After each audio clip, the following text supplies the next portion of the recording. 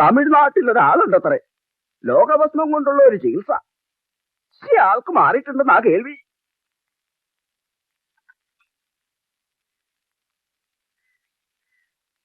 എനിക്ക് വേണ്ട ദുർഗെ, ഞാൻ 2 ചായ കഴിഞ്ഞു. രവിയുടെ ഭാര്യയ്ക്ക് എന്തോ ഉദ്യോഗമില്ലേ? കോളേജിൽ പഠിപ്പിക്കുക, നടക്കാരുടെ കോളേജില്.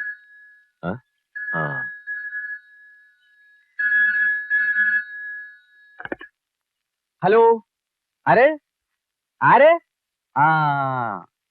ദുർഗെ, കോഴിക്കോടുന്ന് മാലിനിക്ക. അതാ വരണ്ട്. നിൽക്ക്. ആളുകൾ വന്നുകൊണ്ടിരിക്കും. ഇനിയും എല്ലാവർക്കും ചായ സൽക്കാരം വേണമെന്നില്ല. കല്യാണ വീട്ടിലേക്ക് എല്ലാം വരണമെന്ന് നിന്റെ അച്ഛമ്മകളോടൊന്ന് പറഞ്ഞു കൊടുത്തേക്ക്. അതാ വരണു. എനിക്കാണോ? രാജേന്ദ്രൻ. ഹലോ. ഫൈൻ. ഇന്നലെ ശരിക്കും ഉറങ്ങി. He appears to be very relaxed. Father അലക്സിനെ കണ്ടോ?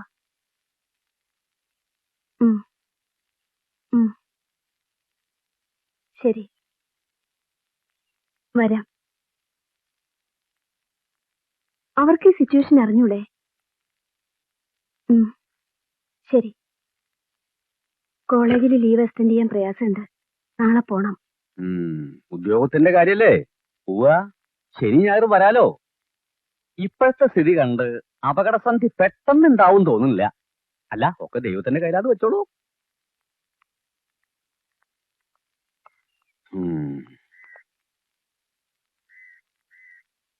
കുമാരൻ നായരെ, അപ്പൂന്റെ അളിയന്റെ നമ്പറാ. തിരുപ്പൂരില്. ഒരു വിവരം പറയാനാ, ഒന്ന് വിളിച്ചാലോ?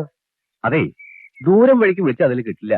കുട്ടികളെ ഇങ്ങോട്ട് വിളിക്കണമൊക്കെ കിട്ടുകയും ചെയ്യും. ഇവിടത്തെ യന്ത്രം അങ്ങനത്തതാ, കേസ് വെപ്പിച്ചത്.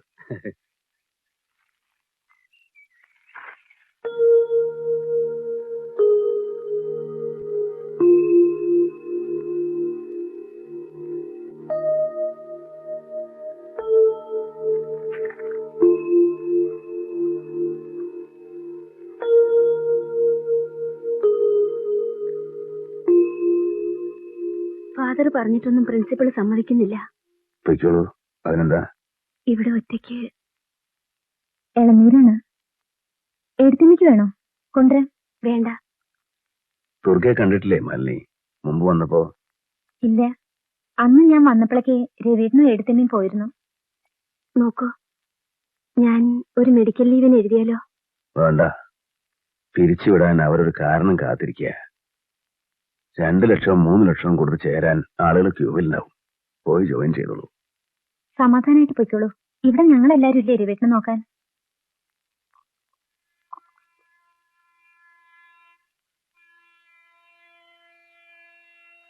ഈ ദുർഗയുടെ അച്ഛനെ എനിക്ക് ആദ്യമായി തീവണ്ടി കാണിച്ചെന്ന്.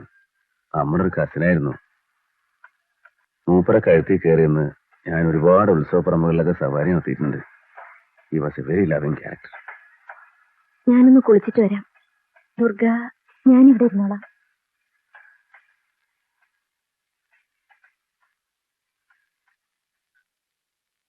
മുമ്പ് അന്വേഷിച്ചപ്പോ ദുർഗയ്ക്ക് പഞ്ചായത്ത് ഓഫീസിൽ എന്തോ പണി കിട്ടിയെന്ന് പറഞ്ഞല്ലോ ചെറിയമ്മ. ഇപ്പൊ എവിടെയില്ല. ടെമ്പററി വേക്കൻസിയിൽ ഒരു 8 മാസം ഉണ്ടായി. ഇപ്പോ ആരൊക്കെ ഉണ്ട് വീട്ടില്? അമ്മയും ഞാനും തന്നെ. ഓ, തെക്കുന്ന് മാറ്റം വന്ന ഒരു ടീച്ചർ ഉണ്ടായിരുന്നു കുറച്ചു കാലം. അതാണോ ചോദിച്ചത്?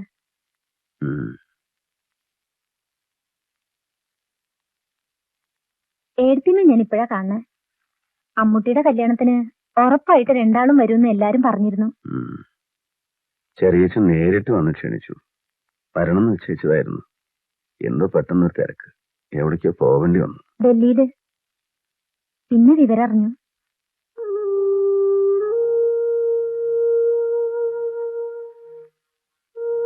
ശരിയാണ്, എല്ലാ തിരക്കും ഒഴിവാക്കി വന്നത് ഇപ്പോ ഈ അവസ്ഥയില്.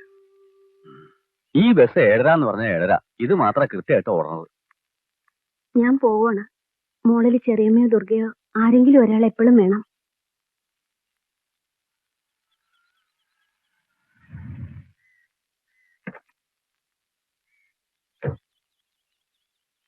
ഞാൻ ബസ്സിന് വരാന്നാണല്ലോ പറഞ്ഞിരുന്നത്.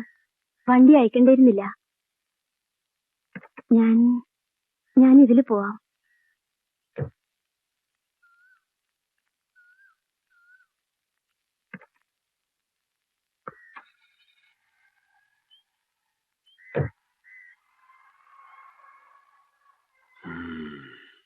ഈ രാജേന്ദ്രൻ ഉള്ളതാ ഇവർക്കൊരു രക്ഷ.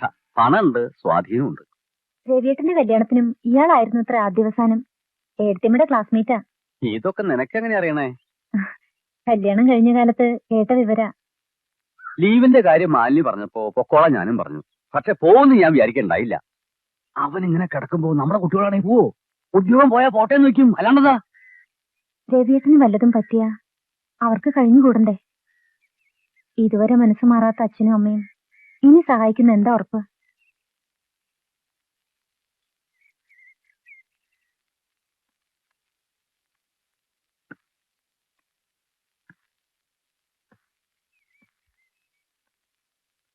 എന്താ വേണ്ടത്? വിളിച്ചാ മതിയായിരുന്നല്ലോ. എന്തെങ്കിലും വേണോ? കുറച്ച് നടക്കണം തോന്നി. അത് വേണോ രവി? ദുർഗെ, നീയും കൂടി ചെല്ലേ. ദൂരത്തേക്കൊന്നും പോകണ്ട. ഈ മുറ്റത്ത് പതുക്കെ നടന്നാ മതി.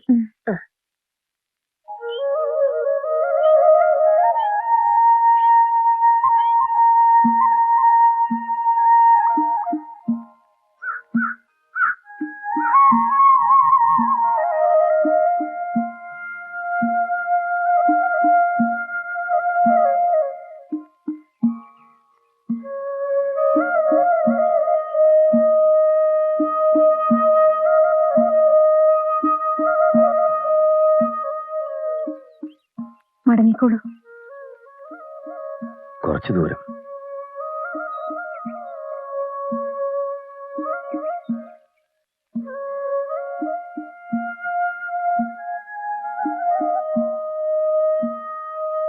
മേല് വേദനയുണ്ടോ? വേദനിക്കുന്ന ഈ ശരീരം വേറെയാണ്. അത് ഞാനല്ല എന്ന് വിചാരിക്കാൻ കഴിഞ്ഞാൽ സഹിക്കാം. രമണ മഹർഷിയുടെ എൻഡിൽ അങ്ങനെയായിരുന്നു എന്ന് കേട്ടിട്ടുണ്ട്. പക്ഷേ നമ്മളൊക്കെ വെറും മനുഷ്യരല്ലേ, അതിന് കഴിയില്ലല്ലോ.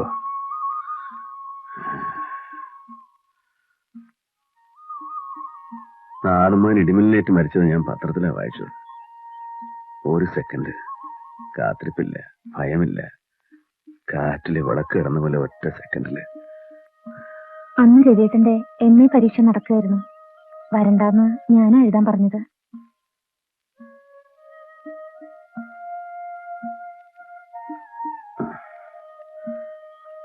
കുറച്ചിരിക്കട്ടെ.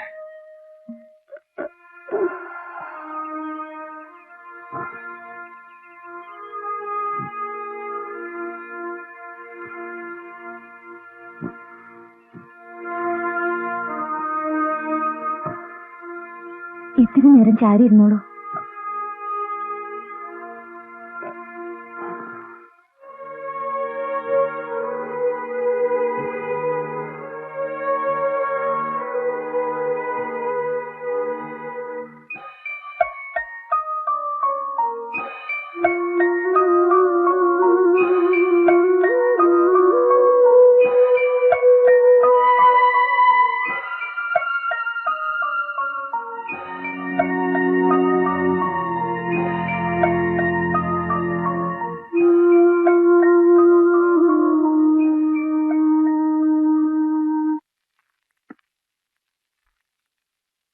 രവിയേട്ടന് 10ാം ക്ലാസ്സിൽ സമ്മാനം കിട്ടിയ 3 പുസ്തകങ്ങളുണ്ട്. അതെന്റെ കയ്യിലാ. യുവകേരളം എന്നൊരു മാസിക നടത്തിയിരുന്നില്ലേ മുമ്പ്? 5 മാസം ഒരു ചങ്ങാതിക്ക് 9,000 രൂപ നഷ്ടം. യുവകേരളം പത്രാധിപരെ ഞാൻ ചെറുതായിട്ടൊന്ന് പറ്റിച്ചിട്ടുണ്ട്. ഞാനും ഇടയ്ക്ക് കവിത എന്ന് പറഞ്ഞ് ഓരോന്നൊക്കെ കുത്തിക്കുറിച്ചിരുന്നു. രവിയേട്ടനെ കാണിക്കാൻ പേടി. അമ്മൂട്ടിക്കറിയും. മിണ്ടിയ ചൂട് വയ്ക്കുന്നതായിരുന്നു ഭീഷണി. ചെറിയൊരു സംശയം ഉണ്ടായിരുന്നു. ഒന്ന് കുറച്ച് ഭേദമായിട്ടുണ്ടെന്ന് തോന്നി. അമ്മൂട്ടിയെ കൊണ്ട് പകർത്തിച്ച് രവിയേട്ടന്റെ യുവകേരളത്തിന് അയച്ചു. എന്റെ കയ്യക്ഷരം അറിഞ്ഞാലോന്ന് സംശയം. എന്നിട്ട് സെയിമായിട്ട് അച്ചടിച്ച് വരികയും ചെയ്തു. ഏയ് അതുണ്ടാവില്ല. അതിൽ അച്ചടിച്ച് വന്നതൊക്കെ എനിക്ക് ഓർമ്മയുണ്ട്. പ്രത്യേകിച്ച് കവിത. കവിയാകാൻ ചക്രശ്വാസം വലിച്ച് നടന്ന കാലായിരുന്നല്ലോ അത്. ഞാൻ ശ്രദ്ധിച്ച് വായിക്കാതെ ഒന്നും പോവില്ല. പറ്റിച്ചു എന്ന് പറഞ്ഞത് അതാണ്. എന്റെ പേരല്ല, വിളയൂർ ശ്രീദേവി. ഓ, വിളയൂർ ശ്രീദേവി. ശരിയാണ്, ഉണ്ട്. അന്നത്തെ സഹായികൾ ആരോടോ പറയുകയും ചെയ്തു, എന്റെ നാട്ടിനടുത്തും പെണ്ണുങ്ങൾ കവിത എഴുതാൻ തുടങ്ങുന്നു. വിളയൂര് ഞങ്ങളുടെ ശരിക്കുള്ള തറവാട് വിളയൂരല്ലേ? അച്ഛൻ കല്യാണം കഴിച്ചിട്ടല്ലേ ഇങ്ങോട്ട് താമസാക്കിയത്. ഓ,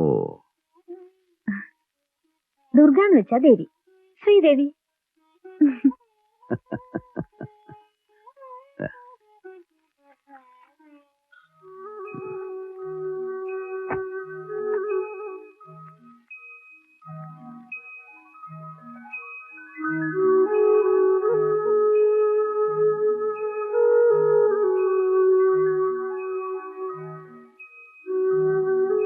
ഏട്ടന് പതുക്കെ പതുക്കെ ഇത്തിരി ദൂരം നടക്കാൻ പറ്റുമോ?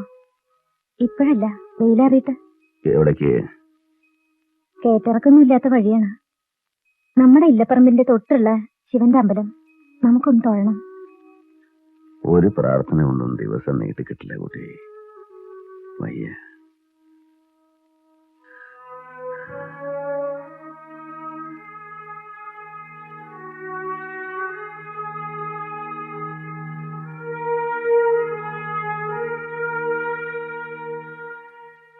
പഴയ നോട്ട് ബുക്കുകളൊന്ന് നോക്കണം. പലതും ക്രൂരമായിരിക്കും, എന്നാലും ചിലതൊക്കെ നന്ന്. ഒരു ചോദ്യം ഓർമ്മയുണ്ടോ? ഞാനതൊരു 100 വട്ടെങ്കിലും വായിച്ചിട്ടുണ്ടാവും. കടലിനഗാധമാം നീലിമയിൽ. ഓ, കടലിനഗാധമാം.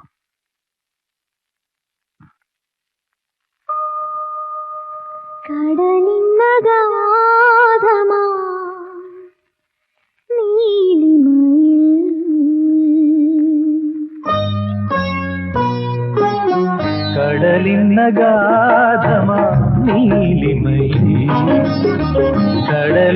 കടലിനഗാധമാ നീലിമയിൽ കതിർ ചിന്നും മുത്ത് പോലെ പവിഴം പോലെ കടലിനഗാധമാ നീലിമയിൽ കമനി നിൻ ഹൃദയത്തിനാഴത്തിലാരും അറിയാതെ കാത്തുവച്ചതേതുരാഗം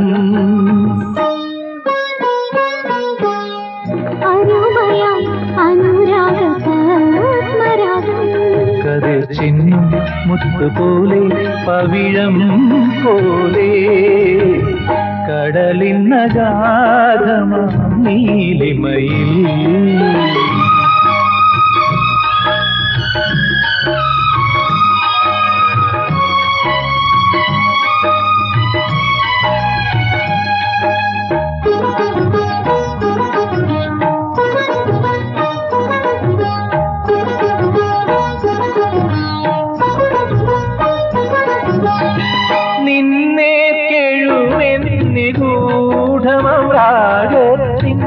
ചെമ്മണി മാണിക്യം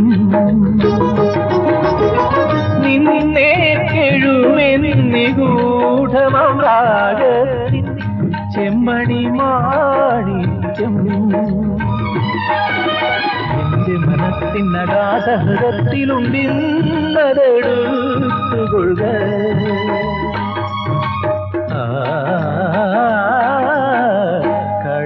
കടലിനഗാധമാ നീലിമയിൽ കടലിനഗാധമാ നീലിമയിൽ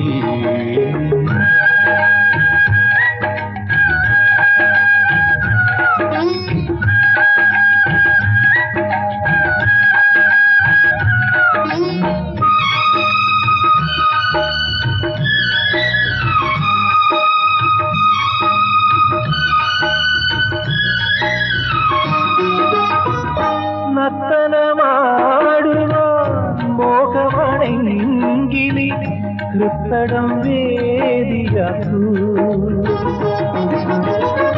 നത്തടമാടുവാൻ മോഹമണെങ്കിലി ഹൃത്തടം വേദിയാക്കൂ എന്നന്തരംഗ നികുഞ്ചത്തിലേതോ ഗന്ധർവർ പാടാൻ വന്നു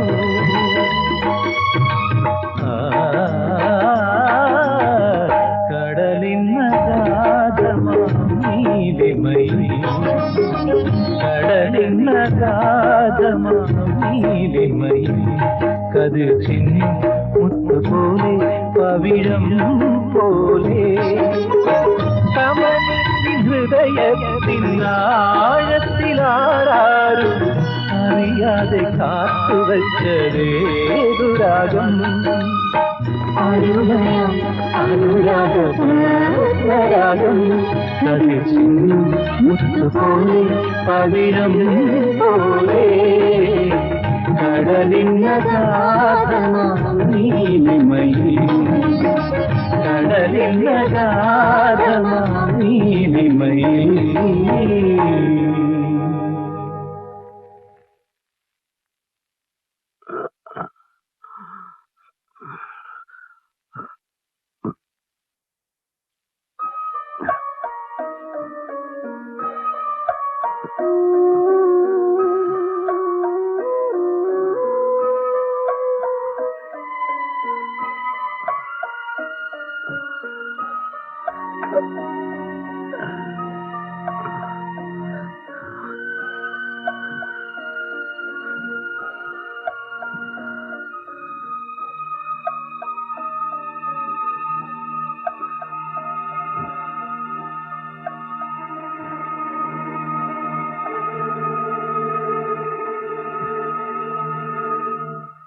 കുറച്ചു നേരം ഉറങ്ങേണ്ടതാണ്. പെയിൻ കില്ലറിന് കുറച്ച് കഴിഞ്ഞാൽ എഫക്റ്റ് ഉണ്ടാവില്ല. ഞാൻ ഡോക്ടർ റഹീമിനെ കിട്ടുമെന്ന് ഒന്നുകൂടി നോക്കട്ടെ. എന്നെ കണ്ടിട്ട് രവേട്ടിന് മനസ്സിലായിട്ടുണ്ടെന്ന് തോന്നുന്നില്ലമ്മേ. രാത്രി മുതൽ കരിപൊരു സഞ്ചാരമാണ്. ഈ ഡോക്ടറും ഇല്ല രാത്രി. മാലിനി കോഴിക്കോട്ടേക്ക് വിളിക്കാൻ നോക്കി. ഫോൺ ആ നേരം നോക്കി കേട്. മോനെ, എത്ര ദിവസമാണാവോ അങ്ങനെ കിടക്കേണ്ടി വരിക? അമ്മൂട്ടി വേണേ നിന്നോട്ടെ, എനിക്ക് പോവാതെ പറ്റില്ല. ഞാനിന്ന് വന്നു തന്നെ. ജീവനോടെ കാണാൻ സാധിച്ചു എന്നുള്ളത് സമാധാനം ഉണ്ടല്ലോ. ഈയം എന്താ ജാതി? രവിയേട്ടന്റെ ഭാര്യ ക്രിസ്ത്യാനി. അമ്മ തീയത്തിയാന്നാ തോന്നണേ. അതാ നന്നായി. അങ്ങനെ കല്യാണം കഴിച്ച ആള് രവിയേട്ടന്റെ കല്യാണാലോചന വന്നപ്പോ എന്തിനാ പിന്നെ വെട്ടും വെളിച്ചപ്പാടും തുടങ്ങിയത്? നല്ല തമാശ തന്നെ. അയാൾ ആരെയോ കണ്ടുവച്ചിരുന്നു. അതുകൊണ്ട് അയാൾക്ക് ഉദ്യോഗത്തിൽ എന്തൊക്കെ ഗുണം കിട്ടുന്നൊക്കെ കേട്ടിരുന്നു. അതിന്റെ ശരിക്കുള്ള കഥ പറഞ്ഞ എന്തോ ആവട്ടെ, നമുക്കെന്ത് കാര്യം? അപ്പൊ ശരിക്ക് ഹിന്ദു അല്ല. ഹിന്ദു നിയമപ്രകാരം വേറൊരു മതത്തിൽ നിന്ന് കല്യാണം കഴിച്ചാൽ സ്വത്തിന് അവകാശമില്ലാന്ന് ഒരു വകുപ്പില്ലേ? കേശവ, അതൊക്കെ പണ്ട്. ഇപ്പോഴേ നിയമമൊക്കെ മാറി. കിടക്കപ്പായ കിടന്നു എന്ന് പറഞ്ഞാൽ പിന്നെ പെണ്ണിന് അവകാശ. രവിയേട്ടൻ മരിച്ചാൽ ആയമയ്ക്ക് ഇതൊക്കെ വേണമെങ്കിൽ വിറ്റൂടെ? വിൽക്കാം. അവന്റെ സ്വത്തല്ലേ. അവൾ എന്തിനാ അവിടെ നിൽക്കണത്? അതൊക്കെ അവളുടെ ഇഷ്ടല്ലേ?